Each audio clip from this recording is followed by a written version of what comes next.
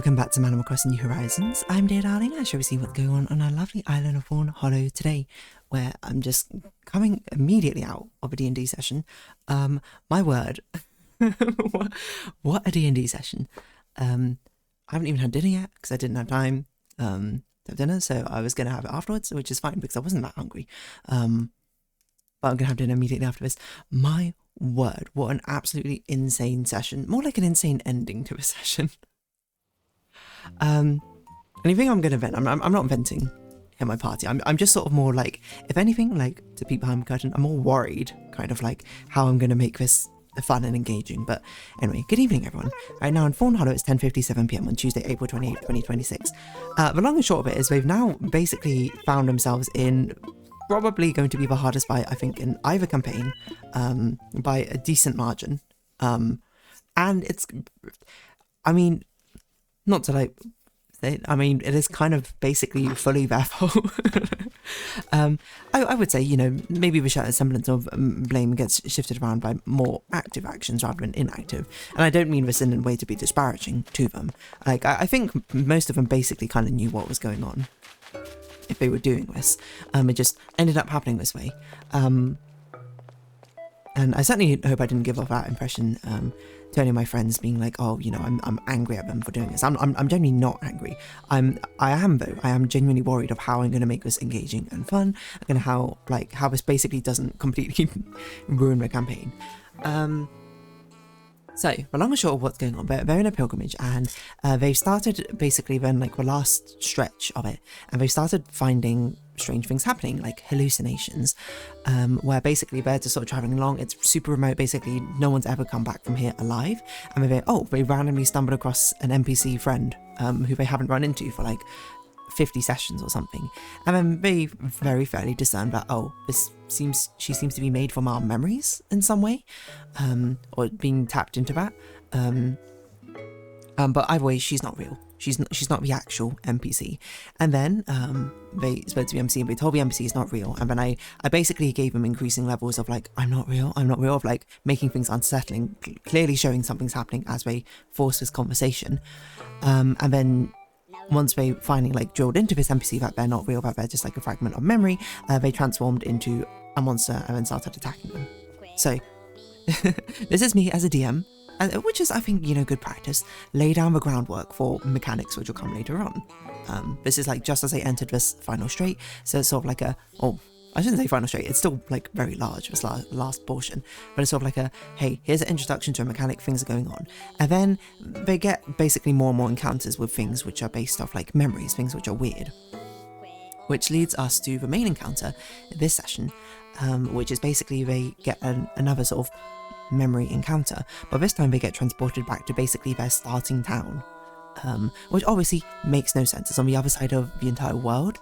And obviously they all know something's weird, something's wrong, and they all go like, we should be careful, we got to be, you know, mindful of what happens. And to be fair, they have a lot of fun with it, and they discovered something which I didn't necessarily think they might discover.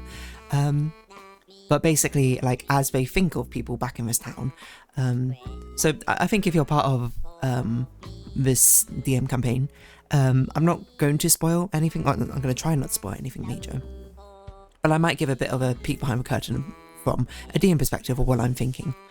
But they discover that as they think of NPCs who were here, they get summoned, essentially.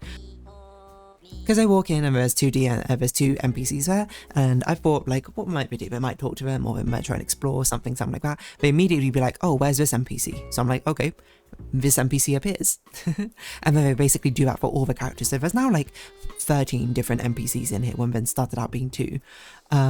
And they have like a very quick conversation with all of them, trying to discern some information. I can't reveal more about how that information gathering or the reason behind certain information being one way or another, but I like to think that they at least got the impression that something's a bit weird with the information that they give. Because they do have discussions about it, but then all I'll say is that the discussion was like, oh, you know, that since they're based on our memories, they can only probably know what we know, right? Which is true. Question mark? There's a bit of uncertainty to that, because some things don't quite necessarily add up to that. which I think some of them probably noticed, hopefully. I don't know, maybe that's a spoiler, but whatever. They have 6 weeks to think about it. But then, for whatever reason, one of the party members goes round and starts basically being like, oh, you're not real. And fair enough, he does it to his wife. His imaginary wife is there. And so you are introduced being like, okay, this is starting to break the illusion.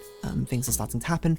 And then he eventually gets through to the fact that, oh, she just becomes like a husk, a hollow husk, which with a scary expression on, staring at him. Highly insinuating, yes, it's going to be a very similar thing to what happened when they first met that other NPC. But I didn't want to sort of like immediately transform and leap into it, because I'm just like, let's give them a moment, because they showed interest of also talking to the other NPCs, because I could as a DM just be like, okay, she transforms, fight, let's go. But I also think like, to be fair, the character stopped pushing at a certain point, and then also went to go towards others, and I was like, okay, you know, you gotta find this balance as a DM. But then he basically talks to most of the people, gets I don't know, some information, question mark, and then basically announces forced persuasion, like persuading everyone within like a persuasion roll to be like, you're all fake. And I was like, I don't know how else I can take this. I mean, you literally made the persuasion roll happen. You announced it to everyone. It's already been telegraphed. I'm just like, as a DM, I'm like, don't say I didn't warn you. In every sense of the word. I'm like, it was, in that moment, it was very weird from my perspective, because I was like, I heard 2 of the other players being like, oh, we should not break the illusion yet. We should see what's going on. Be careful, other player, don't do this. Like this. So from my perspective as a DM, like we had to talk back afterwards, which is fair, which I think sort of assuages my fears. Like I'm thinking, was this not obvious enough that this is not something that they could do it, but they need to be more prepared for it, and they've made the situation much more dangerous if they did do it like this. So I was getting like very doubtful and being like, oh no, did I not telegraph this properly? What should I do? But I was like, how, like, from my perspective, I was like, how could this not be telegraphed? They even spoke about it. Maybe they forgot, I don't know, what's going on? But I was like, okay, well, I mean, this is what they do. I'm going to stick to my guns. This is the mechanics of what I had planned out. So, yeah, it broke the illusion on everything. And basically, they've turned all 13 NPCs they summoned it into a monster, which is now going to attack them. Well, not a monster, 13 different monsters. Because that fight that they had with that one NPC wasn't like that challenging, but 1 isn't that difficult. But definitely like still is kind of strong. 13 of that level and higher is pretty deadly, I would say. And definitely not what I expected to happen. So yeah, but we had a talk back afterwards, and the 2 other player characters were like, yeah, we kind of did expect this to happen, but, you know, we felt like it was like, oh, it's too late to stop it because the character's already doing it, and it's kind of just like, oh, we'll let it happen. And to be fair, my players do actually sound kind of excited to talk about, like, plans and strategies that they have to maybe try and survive the entire thing, which I am relieved by, because as a DM, I was basically going, oh my god, like, this is straight up, this is a TPK situation. like we had a very challenging fight before with Frost Giants, which I was like, this could be a TPK if they play it badly. But this is like the first time I've been like, not even like there could be a chance of TPK. Like I think this fight is a TPK. Like, I genuinely don't know how they could do this fight well enough to survive it, but they could surprise me, you know. I've also thought previous fights were very difficult and they rolled through them, so who knows. Like this is an insanely difficult fight. And yeah, I am also glad to know as a DM that's like, okay, people, to be fair, the player who instigated the entire thing thought it was like a different situation, which I think I can understand it. I would say, like, and I did say that, like, it was a different situation back then. Like, I gave you the telegraph of what happened in this kingdom, of what would happen. That thing that you're drawing upon happened in a completely different realm. Like, it happened in a different plane of existence. But I can understand it, like, looking back, like, why he thought that would happen. I thought I was being very obvious to be like, something weird and bad is happening if you do this. Where I'd have all the NPCs basically like lose all emotion, they stop like acting, and they just sort of like stand there and stare, essentially. Which is certainly quite different from what he was drawing upon, because when he drew upon it, the other time, well, actually, is that true? Did every situation happen like that? I'm trying to think. I think every situation happened like that, where it was like,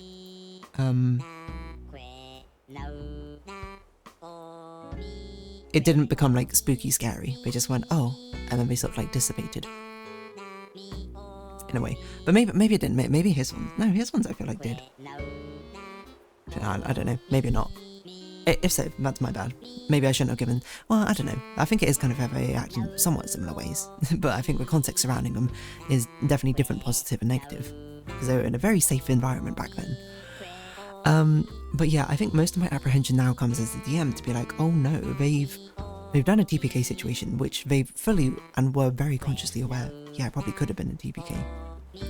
And it's also like, what do I do as a DM now?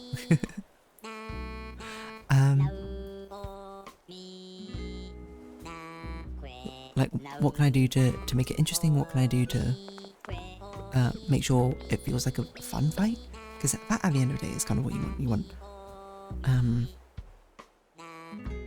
it to be fun, right? Everyone have a good time. But it's a tough one. It's a tough one.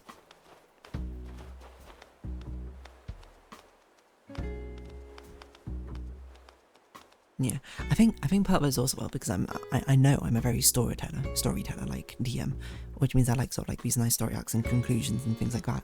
I'm worried that basically, I know sometimes when things don't exactly go to story plan, sometimes it makes me go, oh, shame, because it could have been so cool if it like did happen this way or did act out this way. But I think part of it is also just sort of like well, the thing I'm most worried about is now if it is a TPK, it could be like a very underwhelming TPK. Like, TPKs can be fine, like if it's in a very like grand finals, last stand, that sort of thing. This one just sort of feels so, it's not completely random, but it does definitely feel weird in a way. Now, I have said before, and I've said to them that if they do TPK, I do have contingencies, like there are ways that the campaign continue, but it would also open up a conversation being like, do you want to make new characters? Do you want to continue with the same characters? Because that is a way like the story could continue. Or what do you want to happen necessarily? And I mean, again, they might not TPK. Because I think the general consensus, it seems like what they're going to do is they're going to try and run away. Whether they can run away or not, I don't know. It will probably depend a lot on luck and rolls and seeing what ends up happening. But yeah, as a DM, I'm sort of just like got my face in my hands and just being like, ugh. You know, what's it? Is it like a Jujutsu Kaisen meme of that guy just like doing that like praying hand position over his mouth and he's just like looking upwards? That's just kind of what I'm like right now, being like, what do I do? Because on one hand, like as a DM, you're like, okay, I have a power to control everything. If I wanted to make it an easy fight, I could just like that, like no biggie. But at the same time, it's sort of like you gotta have consequences of your actions. Like it doesn't feel fun. Like there's no stakes or risk if I'm just like always sanitizing everything, being like, oh, you can't die here actually, because even though you made like a bad decision or a dangerous decision, I'm gonna make sure that you don't die. Like I want there to be stakes. And in this case, it just so happens that from, to be fair, just a genuine mistake, kind of. Like, what would he do this if he knew this was going to be the outcome? I don't know. I'd hope not, but maybe he would. But through like a different interpretation of what's going on, they found themselves in a very difficult situation. Like an insanely difficult situation. And if you want my honest perspective, do I think we can live? I think probably my honest perspective is I don't think I think definitely some of them can survive.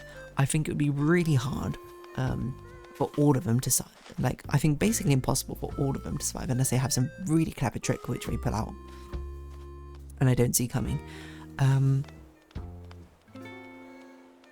But I'm not going to say it's impossible, but I'm going to say we're going to have to be very smart about it. We're going to have to plan, we're going to have to know exactly what's going to happen, and we're going to have to be very, very lucky as well.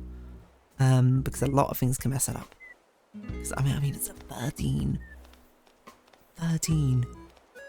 of like almost any monster is going to be pretty challenging. For level 11s. I will say, I did run like a provisional XP sort of calculator on Cobalt Fight Club.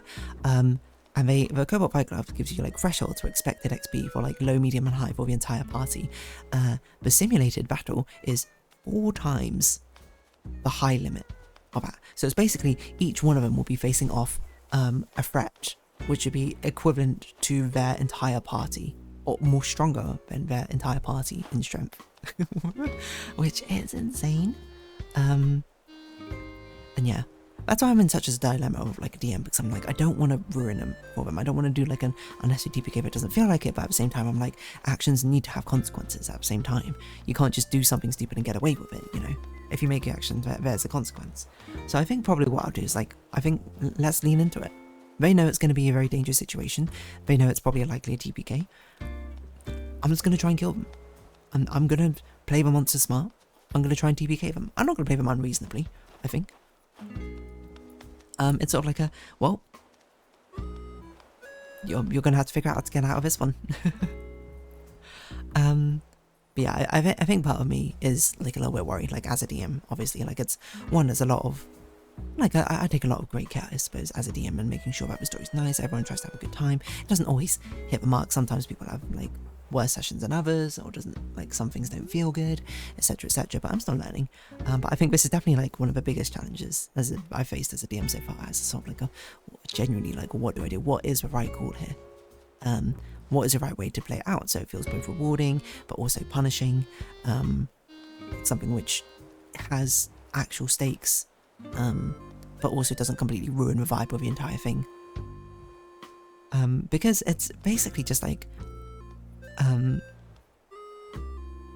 feather away from tipping the scales and being just completely derailing the entire campaign into something else. Would I say it's stressful? It's not really stressful, but I think that's a bit much. But it does have me thinking a lot as a DM, and it certainly does put pressure on me as a DM to be like, make sure that this is acceptable, essentially. You know, make this fun. It was a very challenging situation. But I do want to reiterate, I don't hold it against any of my players or anything like that. And I don't think any of my players are necessarily that wrong with what they did. I think it just ended up being an unfortunate circumstance of how things turned out. But yeah, on that note, I think I'm going to go have dinner, and then I'm going to go ponder my existence, and then I'm going to go see how I did in Champions Meet 12 in Umumusme. So, if you have been watching, thank you very much. It's been Animal Crossing New Horizons. I've been Dear Darling. Likes, comments, subscription, shares greatly appreciated. Social Discord down below. Hope to see you again, but for now, it's our farewell. So until next time, bye bye for now.